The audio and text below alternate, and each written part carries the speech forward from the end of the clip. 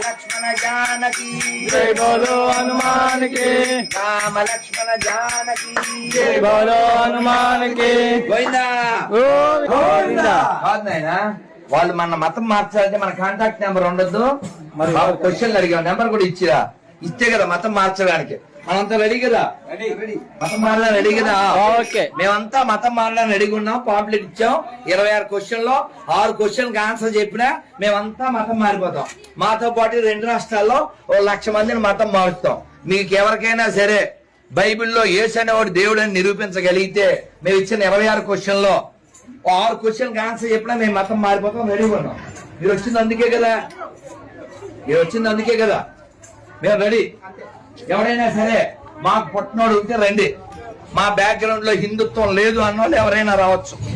మా పూర్వీకులు హిందువులు కాదన్నోడు ఎవరైనా రావచ్చు. మేం చెప్పగలం.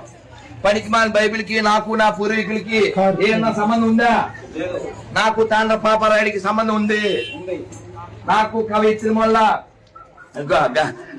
డొక్కా సీతమ్మ గారు, ఓ గాంధీ ఒక అల్లూరి, ఓ పటేల్, ఓ ఆజాద్ చంద్రశేఖర్, వీళ్ళు మన కోసం రక్తం కాల్చారు. ఇప్పుడు జెరూసలేంలో, ఇప్పుడు యెరూషలేం అని పెట్టుకున్నారు ఆయన చర్చి, కానీ జెరూసలేం అనే ఊళ్ళో ఇప్పుడు ఇలా మత ప్రచారం చేస్తే 2 ఏళ్ళు బొక్కలు వేస్తారు. ఎక్కడ ప్లేస్ లో అది మనోడి విలువ. వాళ్ళ ప్రభుత్వం నిన్నే జీవో తెచ్చింది.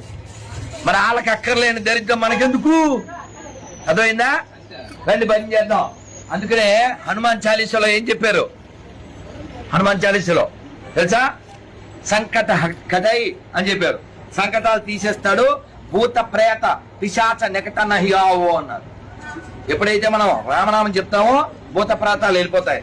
ఆ భూత మతమే ఈ బైబిల్ మతం. చెప్పండి గట్టిగా, శ్రీరామ్ జై.